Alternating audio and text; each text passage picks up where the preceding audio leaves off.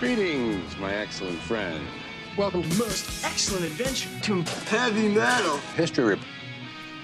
All right, ladies and gentlemen of the Heavy Metal History Podcast, welcome my guests for this episode, Matt Brown, guitar player in Demon King, formerly in Enfold Darkness. Matt, welcome to the podcast.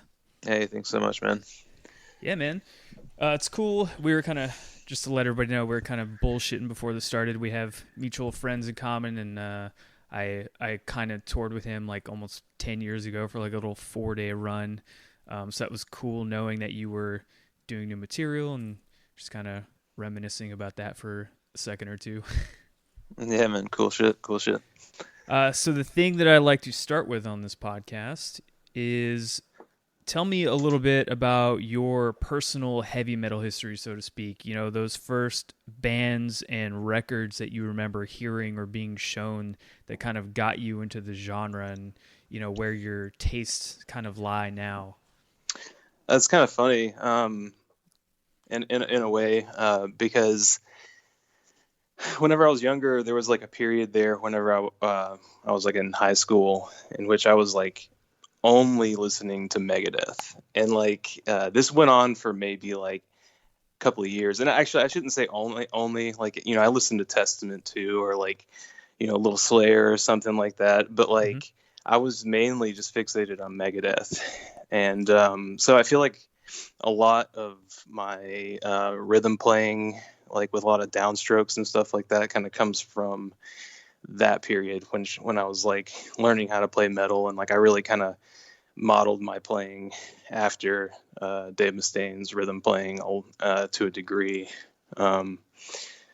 So that was kind of the beginning, and from there, I think like, you know, whenever I went off to college and stuff, I met some people like Eric Weatherford. You know, we were just talking about him, and with Faith for Flames, and met Michael O. Actually, like they were roommates at the college that I went to at MTSU, and I lived like right down the hallway from them, and they were like into things like Cannibal Corpse and Dimmu Borgir and stuff. And I had like kind of listened to Cradle of Filth and a few other things before that, but I hadn't really gotten into extreme metal until I met those guys and some other people at college at MTSU that you know, went on to play in some bands that played with throughout time. And so yeah, from there, kind of like extreme metal became kind of my thing, and started playing with Mike, and we formed Enfold shortly after. So I don't know if that was answering the question. Oh yeah. Sorry, I was kind of going off there. No, that's what I like. You know, I like to not have me like intrude upon, you know, I want to hear everything about it. You know, that's something Weatherford, he had mentioned a few times that you guys had this cool little like group, I guess, you know, where like you guys kind of really fostered each other's like music careers, and we're always like, hey man, you need to check out this band, or like, yo, listen to this fucked up band we heard from like Canada called Despise Icon or whatever, you know, like just kind of passing around music, and you guys kind of like learning from each other that way. And that was really cool to hear about. That's how, you know, it was for you guys.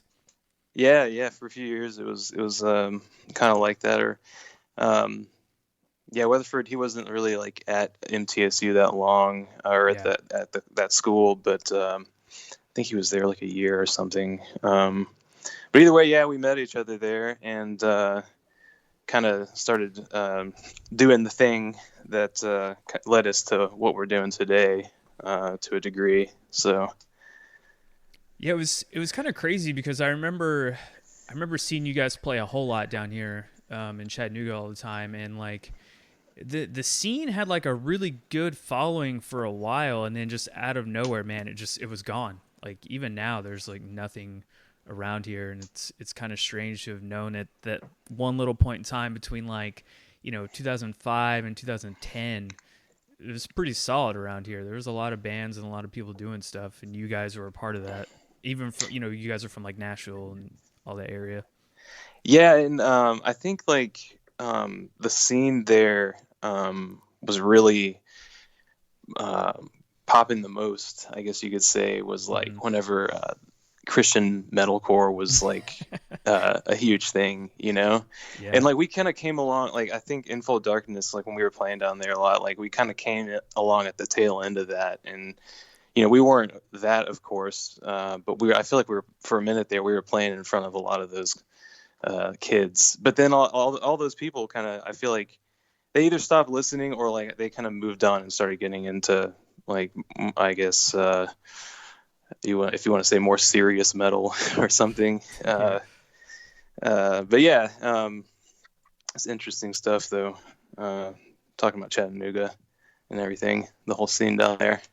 Yeah, because like, I mean, out of everybody that always played here, man, it's Whitechapel that somehow like rose above everything. And I remember kind of early on, people were always like joking, like, "Oh man, this band's like," it was either one of two things: it's either gonna go somewhere or they're like gonna be forgotten in like a week or two, you know? And yeah, like, man, I remember that, and just how bizarre it was after a while, how big they actually got, you know? Yeah. And I remember kind of thinking the same thing, because it was like that back then, where like bands would just kind of come and go, real quick, yeah. A lot of them. Yeah, that was it was wild. I think about that kind of pretty often, actually, just how, like, you know, it was like one day we were playing with them at Rocket Town, and I feel like the next day they were like releasing records on Metal Blade and you know, touring the world and everything. Very surreal. Yeah.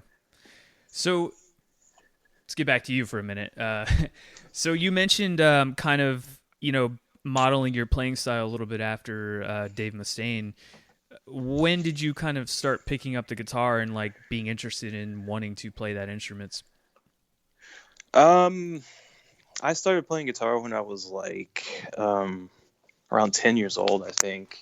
Damn. And I was really into like Nirvana, of course, you know, stuff like that, Soundgarden, because I think, yeah, grunge had pretty much just, I was a little late, I think, but you know, it was pretty huge, and had been huge, and I was kind of obsessed with that for a second whenever I was younger, and started playing guitar like that, with, I guess, like that sort of style in mind, and then started learning about metal bands shortly after that.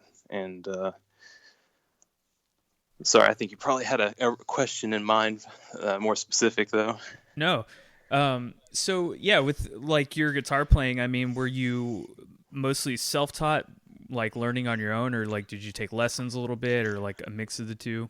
Yeah, it's kind of a mix of the two. I didn't take lessons that long, but there was one teacher in particular that I went to and kind of got a foundation from. And prior to that, I had taken piano lessons too, so I kind of had like I had some musical foundation going into it, and that really helped, of course. So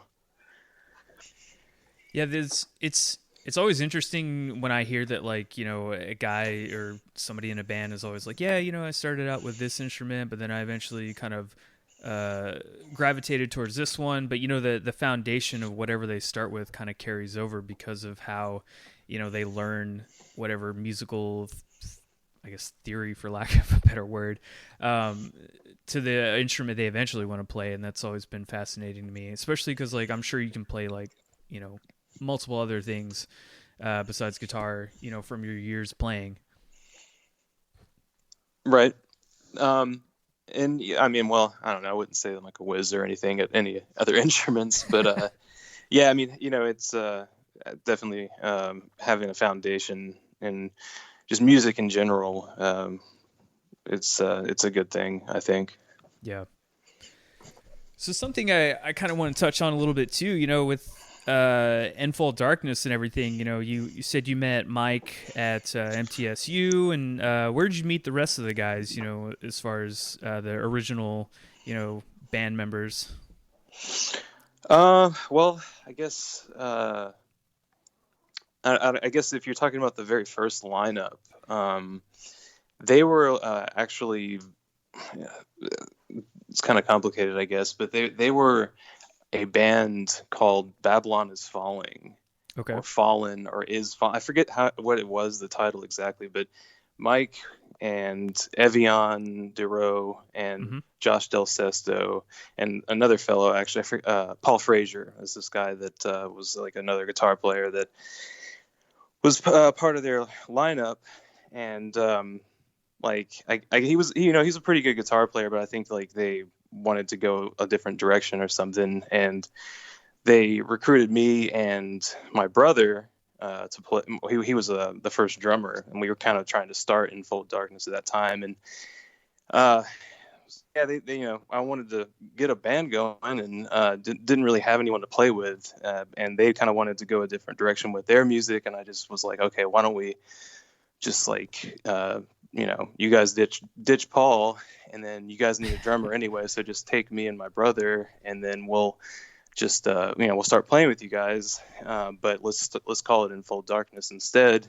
And they're like, okay, that's cool. And from there we just kind of stumbled through everything and kind of started playing a hodgepodge of stuff. It was just like some songs I had written and some songs that they were already playing, and that kind of became the first demo that we released. I don't know if you remember that. It was called Before the Final Reckoning. And we just I don't know, kind of like I said, stumbled through everything and kind of made that work. And the rest is history. It was a weird time for music, because like, the MySpace thing was kind of blowing up a little bit, and things are getting pretty flooded. People hadn't really figured out the internet entirely for bands yet, and it was just like a weird time for things to transition. And that's I think a lot of bands kind of got left behind, unfortunately. And I mean, unfortunately for you guys too, you had a ton of member changes over the years, and I'm sure that didn't help with trying to keep things going either. Yeah. Oh yeah. I mean, it was a pretty tough time for music in general too. There was right around that time, like there was some sort of economic depression and everything due to like I think like the housing bubble crashing or something like that. And 2008. Yeah, and I think like that really killed a lot of bands back then, and just like the economic hard times, and we're kind of heading towards that sort of thing now too. Speaking of changes, I think we're seeing a lot of changes right now, and the shift away from live music into like digital performances and what have you, and that will spawn some pretty interesting things over time too. So yeah, that's something I've been like paying attention to pretty closely myself, because like, I'm weirdly divided. I would love to hear your opinion about this too, because like on one hand, I definitely understand bands need to make money, and this is a really good way for them to do that. But on the other hand, I'm like, man, I don't want to pay for the concert experience that I'm not getting, like not being in a venue, not getting the gross smells and the loud noises and everything. It's just not the same, So I don't know where that line is eventually gonna come to with like live versus digital shows. I know right now it's fucking impossible, and for who knows how long, and it's unfortunate, but I don't know. I still haven't people can talk shit or whatever, but I haven't paid to see a band digitally yet. I just don't feel comfortable doing that yet. It's kind of weird, but I would love to hear what you think about it, as from a musician's perspective that is recording and putting music out there. What you feel like and think will happen. Yeah, I mean, I think I feel the same way, and in general, that it's not the same. But and speaking for myself, like I haven't really done it yet. I was invited by a friend to check out to come over whenever Behemoth did their live performance on digitally, and I wasn't able to attend, but I thought the idea did intrigue me. I think generally though, it's probably depending on how long we go without live music. I think that it's just going to be something that people will be drawn to no matter what, just because they're, chomping at the bit for something. And I don't know. I think that, like, for myself too, like, I think I might kind of get to that point too, where I'm like, well, we can't go to shows, but doing attending these sorts of things, and maybe like even trying to gear myself towards doing something like that, might be a good, might be a positive thing. Who knows? Yeah. And I mean, also, a lot of guys are transitioning over to like Twitch streaming and stuff like that too, and it seems to be working out really well for them, doing that, which is interesting. And I kind of like that a little more, because you're not just hearing them play music, they're also doing like other things, and you're kind of getting to see them outside of the facade of just like, hey, I'm a guy in a band. It's like, oh yeah, I play these video games and I watch these movies, and it's a little more quote unquote personal, I guess, which is pretty cool. Yeah. So I watch streaming sometimes, which is pretty neat, but yeah, I don't know. I guess that's a little more two different things, because they're not just like playing a live show with a full band and trying to get people to listen to whatever material they have or are working on, I guess. Yeah, I see the distinction for sure. Yeah. So, Demon King, where did this originate from? What have you just kind of always been like waiting to do something different material wise? Since I guess Enfold Darkness is still a band. It's just none of the members, right? Yeah. I left the band back in like 2015, I think it was. Okay. Could have been 2016. I don't know. I'd have to think about it for a second. But yeah, I left the band, and they wanted to keep doing it. Eli and James and Greg, and so I didn't want to like spoil their fun or rain on their parade in any way. So I just said, go ahead and keep doing the thing. And then whenever I decided that I wanted to come back and do music, it was kind of like, I just needed to get a project going, and I couldn't go back to Enfold, or, they were doing their own thing. And, it was kind of like, well, sorry, I couldn't just like come in and retake my position or anything like that. So I had to get something going, and, just came up with Demon King, and yeah.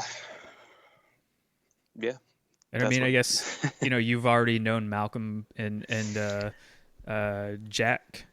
Yeah, Jack. Jack's for the drummer. A number of years. So right, yeah. Just had to. It was kind of the natural choice to go with Jack. Yeah, that motherfucker. Goddamn, he's a damn good drummer. Because I remember when he was in Enfold, and like everybody was just like, dude, this guy is like the best drummer around here. Yeah, he's a phenomenal drummer, and like back in the day, got to record one record with him, Our Cursed Rapture, and didn't have the privilege to do anything else with him, and so I'm glad that I got to do this with him. The Demon King EP, and I feel like his drumming, it was good back in the day, but it's come a long way as well. So, So when did you kind of start getting ideas to write some of these songs? Is it stuff that you kind of maybe had left over a little bit from Enfold stuff that kind of naturally went into this, or just all new stuff that you've just been toying with over the years? Well, actually, it's kind of a combination. At least like that, the first song that was released, The Watcher, Wreathed in Flame, it is actually a song that I wrote back in like, I think 2000, not the whole thing, but a real good portion of it was written back in like 2008 or something like that. Mm-hmm. And I'm trying to think here, but yeah, it was an Enfold song, originally, and we'd practiced it and everything. At least it was like, I guess, the first minute and a half of the song. It was something that we had practiced and intended to put on a record just never did. And coming back and just trying to get material going, I kind of dusted that off and finished it up.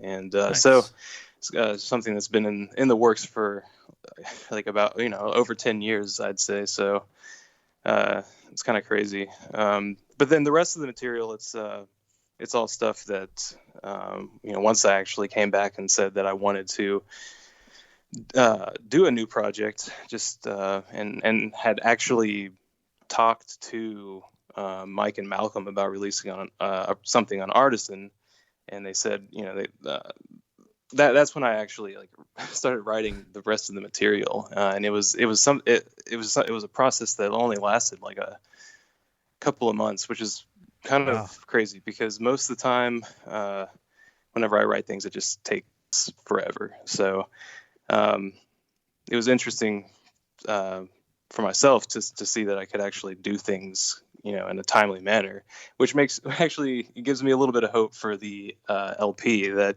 I want to release with Demon King. Like, because I don't know, in the past, it's it would just have taken me so long. But for whatever reason, I feel like I'm moving a little faster, and so. But yeah, anyway, back to the point. Like I got those things going, and I think I wrote them in maybe about I think it was like 3 months or something like that. Damn, that's some solid time. Was it just like you've had all this inspiration from years past? You just finally like got to get it out and was like, fuck yeah, like here it is. Yeah, definitely a fair amount of that for sure, man. Like I been wanting to come back and play music for a while, just never really had time or means to do it. And then kind of found myself in a position where I had the time and mainly the time, I'd say, and I just jumped for it and kind of just went through a period of a couple of months there where I was just like going out and working nonstop and coming back for a few hours during the day and then doing some writing, going back out and working a little bit, and then coming back and then writing the rest of the night. Really put a lot of stress, put myself through a lot of stress, honestly, for a little while. And when I was recording and writing and recording, and actually, I think I kind of like caused some sort of like I don't know if it was nerve damage or something, but just something with my arm. And just I think I was just like playing guitar so much just to get everything done that like I just kind of like hurt myself. But I think I'll be fine. It's just kind of something I'm having to kind of work through. But really, like a lot of guitar players, when they been playing guitar for decades, kind of start having issues like that anyway. So bound to happen, I'd say. I mean, hey, with as fast and technical as a lot of this stuff is, I mean, and you've been, like you said, you've been playing for years.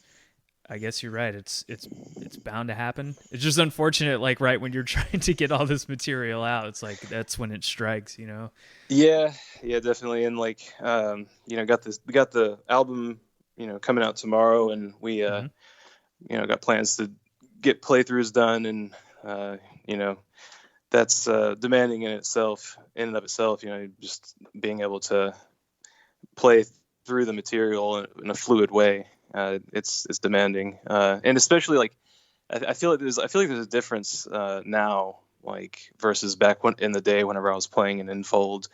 Like during those days, I was constantly playing shows, and when you're playing shows all the time, it's your playing is at a pretty high level just because you have that endurance. But now it's like even though I might be like practicing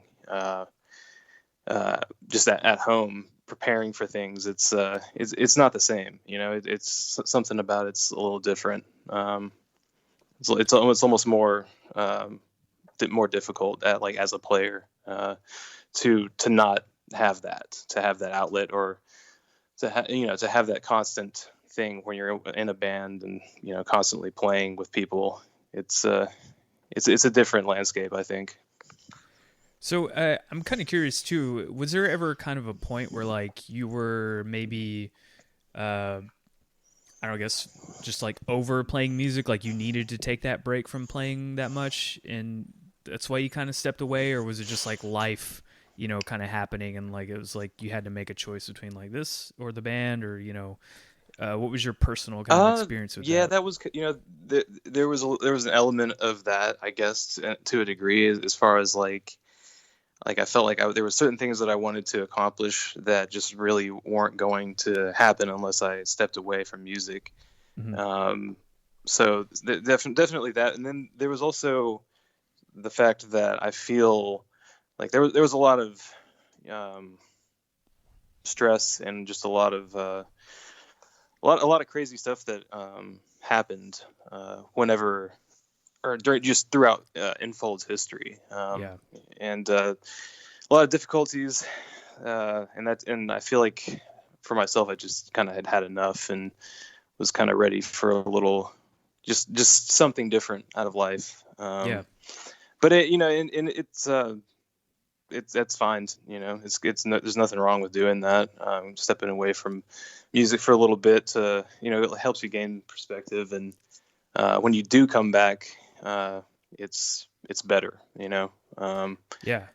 And I feel that way. I really feel better about everything coming back and doing it this way. So. Yeah, I agree, and I think probably the biggest thing too is like the amount that technology has progressed since then. For you to be able to kind of like write and record, I assume is like way easier and quicker now. No, absolutely, and that's crazy that you mentioned that, because it's it hasn't really been that long, but it's still things are different just in like a few big. Well, it's like 4 years, but still things have definitely changed. What's like been the biggest thing that you've kind of adopted as far as like or at least for recording the EP here? Like, what did you learn or maybe adopt to record this? Well, this was like the first one for myself that like I actually recorded it by myself. Prior to this, anytime I wanted to record, it was not as if we didn't record at home. We would for demos and stuff, but anything that was like like an LP or EP, we would go into a studio or record with someone better than us. But now for myself, this was the first time that I did that, where I actually just like sat at home and recorded the guitar parts and basically vocals as well, although had James Turk record my vocals for me. But yeah, I first time doing that, and that was something, because I'm pretty OCD about certain things, like as far as like making things perfect. Mm-hmm. So like I feel like I wasted like a lot of time because I was trying to make things so perfect for the EP that it was kind of like unnecessarily perfect. And when it comes to certain things, could have gotten by just by making playing things a little bit more naturally. But I don't know. It ended up sounding good, so I'm not like disappointed or anything. But definitely, I think I'll try to focus more on just less process sort of stuff, as far as like making sure every riff is perfect or whatever. It's the musician curse, man. Yeah. It's very funny because I've heard like it's either one or two things, man. It's exactly what you said, where like I've talked to guys and they do the same thing where they're like, man, I overthought every little thing. And there's other guys that are like, yeah, no, we just like, we did it. We had it done. We just left it. We figured like, fuck it. It's good. We like it. And it's crazy, like how people kind of like differentiate, the level of like thought that they want to put into everything just to make it perfect. And, for listeners out there, when they get a hold of the record, it's interesting. And I can see both ways of it too, where it's like, you're putting all this time and energy into it. Of course you want to make sure it's perfect. You want to make sure nothing's wrong with it. So people, because people are overly, I guess, nitpicky about things nowadays because of the internet. that is true. But at the same time, you have to kind of think like, what are people going to perceive as far as like imperfections, Mm-hmm. So, at a certain point, you kind of have to just be like, okay, like they're not going to hear these things you're hearing. It's all, Yeah. So It is like that, man. I know a lot of times when I listen to stuff, I have, at least when I'm like really really trying to listen, especially to like new records, I have three ways of doing it. I'll play it on my laptop speakers with nothing in, because it's probably the general way most people are going to listen to music. I'll put in earbuds, and then it sounds completely different from when it was on, computer speakers. And then I'll hook it up to like my really nice sound system speakers, and it sounds completely different from both those things. And I'll hear different things each time. And I'm like, damn, I think more people, if they had the time, need to listen to music that way instead of like, I'm sure most people just listen through earbuds or computer speakers, and that's how they. Nothing wrong with that, by the way, but that's how most music, I assume, is listened to. absolutely. I mean, man, yeah, and a lot of people just listen to their cell phone. Whenever they're like, oh yeah, first checking out a song, they're just listening to their cell phone. And honestly, I don't know, man. Like, I don't really think it's like some of these phones, at least now, like I'll do the same thing too. If I'm just like on Facebook or something, and then like, somebody's new song is released, I'll probably just check it out on my phone, and it sounds pretty badass. So yeah, I didn't even think about that. I don't know why. I just never think about like pulling stuff up on my phone. I always go straight to my computer or whatever later on. Well, yeah, I guess it just depends what your habit is. Yeah, I mean, myself, I don't know. I spend a lot of time on my phone, just like, throughout the day. And like I only really get on a computer to play guitar most of the time. Mm-hmm. If I'm going to, like practice a little bit, maybe write something. But yes, I guess that's something else though, entirely. So something I wanted to kind of know about your writing, as far as like when you're like composing songs and riffs and everything, do you think about playing something live versus how it's going to sound on recording? Like, oh, this would sound good live or be fun to play live, and then you have this other song that's like, I don't know if this would be fun to play live, but it's going to sound good on the EP or record or what have you. So you're asking like, whenever I'm writing stuff, am I considering more like how it sounds on the recording, or if it's something that sounds, or something that's like more of like a live, badass live experience? Is that what you're? Yeah. Most of the time I take it more just from a recording, or actually I would say 100% of the time. It's always just like, it's about the song and how it sounds, as opposed to how it might be live. I think that like all that stuff's like kind of like secondary for my approach to things, at least. Mm-hmm. And I think for a lot of like more like, I guess, like tech music, it's kind of, it might be like that, to where it's like, I don't know, the live performance, it's a thing for sure. It's an art in and of itself, but I think a lot of tech is probably written in that way, where it's, it's like all about the song. If that answers your question, I'm not sure. No, absolutely, man. So with I guess the other thing, that interests me about it too is like there's, it doesn't really stick to just like one genre, which is always good in my opinion. It's like got a plethora of from like death metal to black metal to really techie stuff. Was that a conscious decision? Like, did you not want to kind of pigeonhole yourself to one sound and kind of experiment with like, different genres? Yeah, I feel to a degree, like I've always kind of, tried to I guess, vary things up a little bit within music, to where it's, or the music that I play, where it's, and I think some people would probably be like, oh yeah, okay, I can really see that. And like, to some people it probably all sounds the same, but like, yeah, I don't know.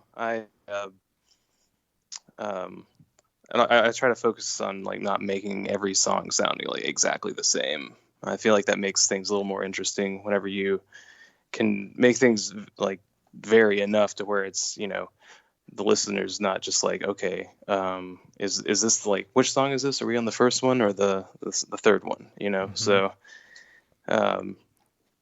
yeah, definitely always trying to take things from that perspective as well. Nice.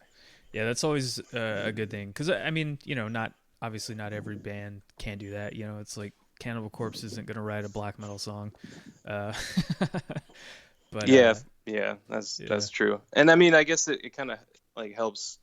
Like, I think technical death metal is kind of a little more open than some genres. Like, mm-hmm.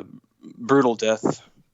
Like, it's going to be brutal death, or like slam. Like, I guess people have done mixtures in the past, or even now. But I don't know. I think that with tech, like you can really like be diverse, and like the people who listen to it are like into it. Yeah.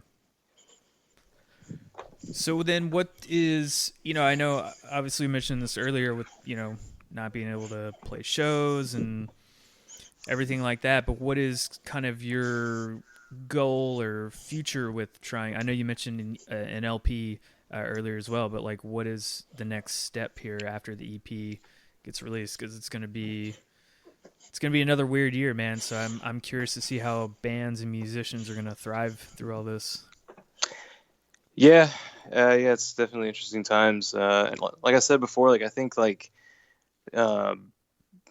due to the times, the digital performance sort of thing is like, a lot of people are going to start doing that. Mm-hmm. And like the people who don't, I feel like are going to be kind of like left behind in a way, or like going to be at least less well known amongst the world, or amongst listeners. And yeah. And for myself, like I really want to take that path and focus more on that sort of thing with Demon King throughout the next year. Nice. And really intended to already kind of be a little more on that, but it's there's a bit of a learning curve with it. Being able to record all your the videos and be able to edit everything, and so getting up to speed on that has been one thing. But then it takes a lot of time, man. I've been watching Malcolm start doing that sort of thing over the past couple of years, and like he just it's almost like all he does is just he's doing the artisan thing as well, but writing music and creating content takes up like all his time. But yeah, anyway, I think that's what's the future has in store, is some of that, and doing which is kind of on the same token, but doing playthroughs, a lot of those a lot of videos. Yep. Is something that I'm gonna try to gear things towards this year, since was initially just gonna take it the traditional route and just try to get out there and play a bunch of shows, but it's may not happen for a while. I think everyone was hoping for this year, but who knows? Got too many selfish people out there that don't want to take it serious, unfortunately. Yeah, and like it's a shame of these people. Like they, I feel like they should at least like consider the fact that they might not, know everything. And it's just like, yeah, just put your pride back for a sec, for the rest of us maybe. But hopefully people will come along, and we'll get back to normal sooner than later.